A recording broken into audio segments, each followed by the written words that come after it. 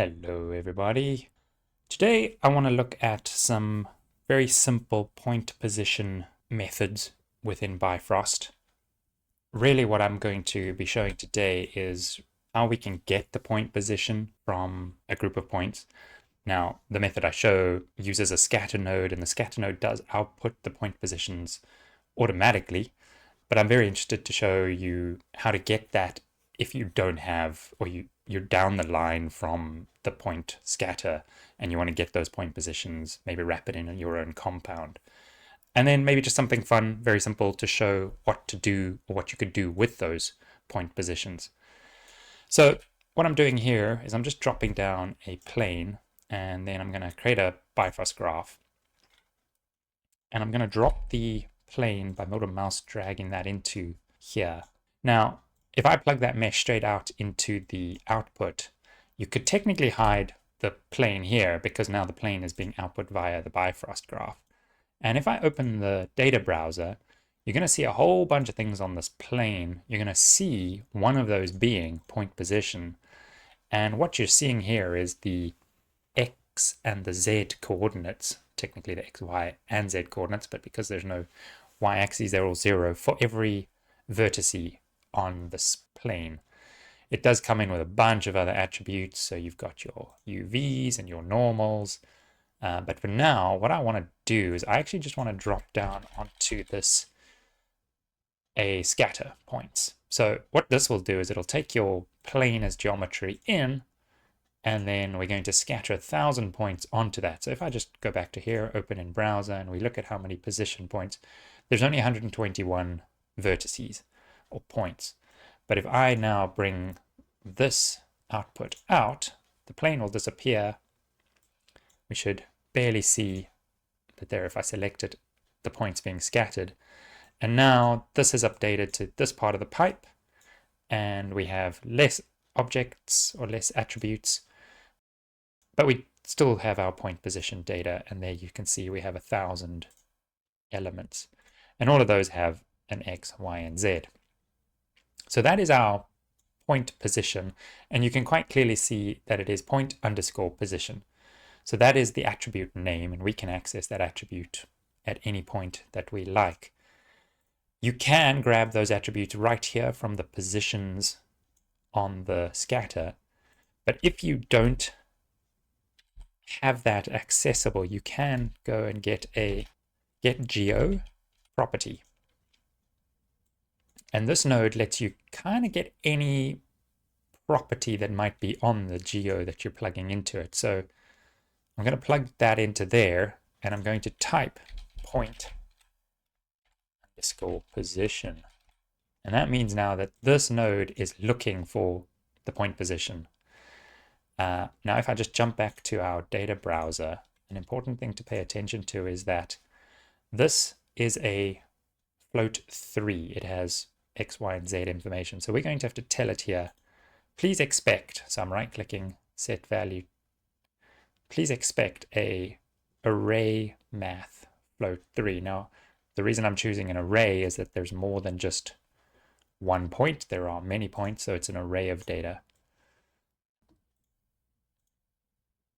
If we output that and we say what's in this, we should have data, we should have 1,000 elements, and we should have the same values. So what that's telling me is that our get point position is now working. We are getting the data we want from it.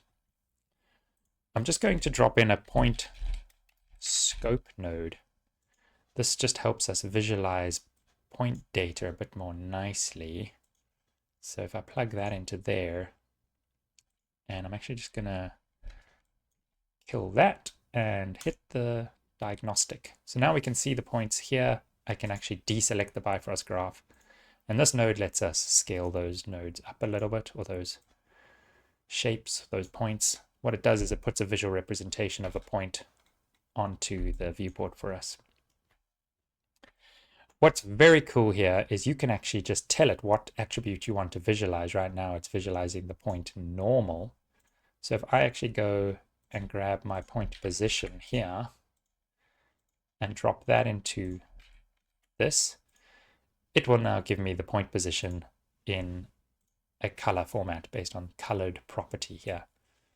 What's can be useful is you can set that to numeric, and then it's going to pretty much print out on every point its coordinate location. That can come in kind of handy sometimes. Right now it's visually overkill. I'm just going to drop it back to that, and I'm going to leave it on point normal for just a short minute. So that's the straightforward kind of how do we get the point position out of a point or geo stream. But what if you want to do something with that? So let's just quickly create a locator, and that gives us another object in the scene, and we can drag that into our Bifrost graph. And a locator comes in with a transform, so you can get all of the information about that locator. So you can get its position, rotation, scale, but it comes in as a matrix there, float 4x4. So we need to do a matrix to SRT, scale, rotation, translation, and connect that up. And you'll notice that one of these is our translation. So that's going to be a float 3. It's going to be the value XYZ of where that point is in 3D space. So what we could consider doing is testing the distance between points. So I could say, take all of these points from the scatter, and you'll notice this will change to a little dots hat on it. That means it's an array. So you can see when I float over there, array math float. So we now have many points coming into here, but out of this we only have 1 point, but that's fine. We can still compare that data. And now we have an array float, a single value telling us how far is each point away from our locator. So if I were to plug that into here, and I'm just going to remove this pipe for now, we can open this with our browser, and we have this attribute distance, and you can see here it just is a single value. And as I move this around, those values all recalculate. So it's going to show me how far this is to that each one of these points. So there's 1,000 points all being calculated. That's cool and all, but what if we wanted to maybe visualize that somehow? Well, you have a set geo property node, which is the exact opposite of your get geo node. And here you could potentially create your own attribute. So I'm going to create a point distance attribute. This is going to be the data type float because it's coming out of this guy. Plug that in there. We're going to take our points from here because we don't need to get them from the get. We can just get them directly. And if we plug that into our scope, nothing's going to happen. That's because we haven't set anything up, but I can now go and actually check in the data browser. Do we have our point distance? We do. Does that value exist? It does. So now we could say, please show me that value on the point scope.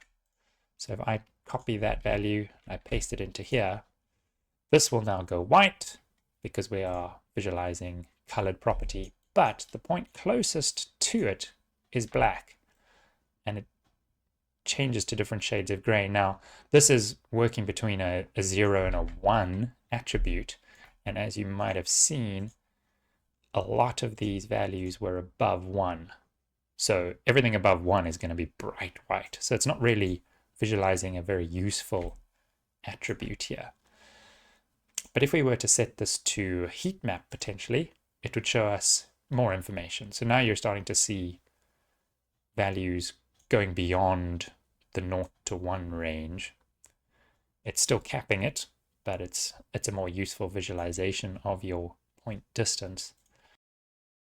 That's just a quick example of accessing your point position data and potentially doing something with that point position data. You know, if you open up this distance node, it's a pretty straightforward subtract between the two and then get the vector's length. This subtract means very obviously that you could now go and potentially do other things. You could add to these values, these points. You could subtract, you could multiply, those kind of things. And we might cover that in a different video. Very quickly, as a final thought, on the point scope, you can, with our point distance attribute visualized, now setting it to numeric would actually become quite a useful value, because now you get to see that this is 14.8 units from our locator. Whereas if we zoom in on our locator, these ones are 0.2. So now those values are as good as looking on our data browser, but they are in our viewport right here available for us.